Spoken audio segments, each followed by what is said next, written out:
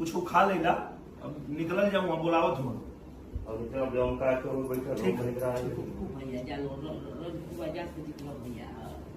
बात नहीं है भैया, जिनके भैया सबकर कदर करिया। हाँ, ये न रहे कि जीत के अकाउंट से बैठ लीजिएगा तो ना ठीक है भैया। जनता की गाड़ी मत सुनिए, जनता की खूब जय जय करिए बस।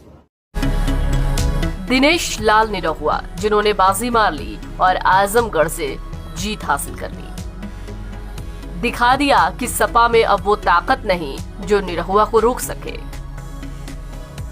इससे मुख्यमंत्री योगी आदित्यनाथ की छवि और ज्यादा मजबूत हुई है। काफी देर तक दिनेश लाल निरहुआ और धर्मेंद्र यादव की कड़ी टक्कर देखने को मिली। कभी धर्मेंद्र यादव आगे रहे तो कभी निरहुआ।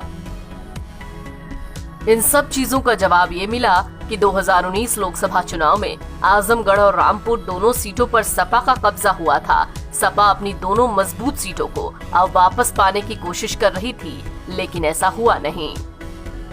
इन सब के बीच निरहुआ हीरो बन गए। लेकिन क्या आप निरहुआ के बारे में तमाम बातें जानते हैं? क्या आप जानते हैं कि साधारण से दिखने वाले निरहुआ और भोजपुरी फिल्मों में हीरो की तरह दिखने वाले निरहुआ की एंट्री राजनीति में कैसे हुई? सबसे पहले जानिए कि आखिरकार कौन है दिनेश लाल निरहुआ। भोजपुरी गायक से अभिनेता बने दिनेश लाल यादव उर्फ निरहुआ ने लोकसभा चुनाव 2019 में अपनी राजनीतिक पारी शुरू कर दी। उत्तर प्रदेश के गाजीपुर के एक छोटे से गांव टंडवा में दिनेश लाल यादव निरहुआ का जन्म 2 फरवरी 1979 को हुआ। भोजपुरी गायकी से लेकर फिल्मों तक का सफर बहुत संघर्षपूर्ण रहा। निरहुआ ने अपनी पढ़ाई कोलकाता से पूरी की। इसके बाद अपने चचेरे भाई बिरहा सम्राट विजय लाल यादव और प्यारे लाल यादव उनके साथ मिलकर भोजपुरी गीतों की दुनिया में कदम रखा। 2004 में दिनेश लाल यादव निरहुआ का पहला भोजपुरी गीतों का एक एल्बम रिलीज हुआ, जिसका नाम था निरहुआ सटल रहे। उस वक्त दिनेश लाल यादव निरहुआ के गीतों ने भोजपुरी गीतों की दुनिया में एक नई कहानी लिख दी। ये तो हुई निरहुआ की भोजपुरी फिल्मों में शुरुआत की बात। निरहुआ की बीजेपी में उसके बाद एंट्री हुई और निरहुआ की पारी सियासी पारी की शुरुआत यहीं से हुई। दिनेश लाल यादव निरहुआ 27 मार्च को बीजेपी में शामिल हुए।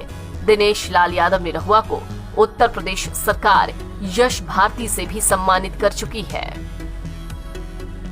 2019 में बीजेपी में शामिल हुए निरहुआ ने यूपी में एक नई कहानी लिख दी। आजमगढ़ की जनता को मेरा प्रणाम, मेरा हजारों थैंक यू, क्योंकि उन्होंने ये इतिहास रचा है, आजमगढ़ ने ये इतिहास रचा है कि यहाँ पे कमल खिला है और इसके लिए खूब बधाई, खूब धन्यवाद जी। खासतौर पे दर्शकों का कई तरीके से रहा।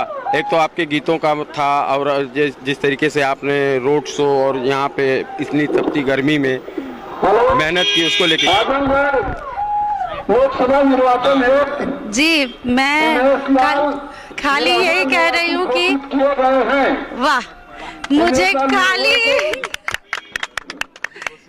खाली इसी चीज हमको यही था कि फाइनली यहाँ पे कमल खिले। हम सारे आर्टिस्ट, मैं, प्रवेश जी, संजय पांडे जी, मनोज टाइगर जी, हम सारे आर्टिस्ट ने इतना जोर यहाँ पे इसीलिए लगाया था क्योंकि हमको चाहिए था कि यहाँ पे भारतीय जनता पार्टी की सरकार आए, और आ गई। डबल इंजन की सरकार के साथ आजमगढ़ का डब्बा भी जुड़ गया।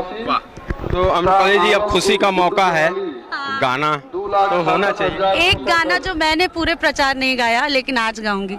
अखिलेश हुए फरार, अखिलेश हुए फरार, निरहुआ डटल रहे। पूरा आजमगढ़ मैं अकेले नहीं लड़ रहा था। ये लड़ाई जो है, ये लड़ाई आजमगढ़ का बच्चा लड़ रहा था, नौजवान लड़ रहा था, बुजुर्ग लड़ रहा था, हमारी माताएं बहनें लड़ रही थी।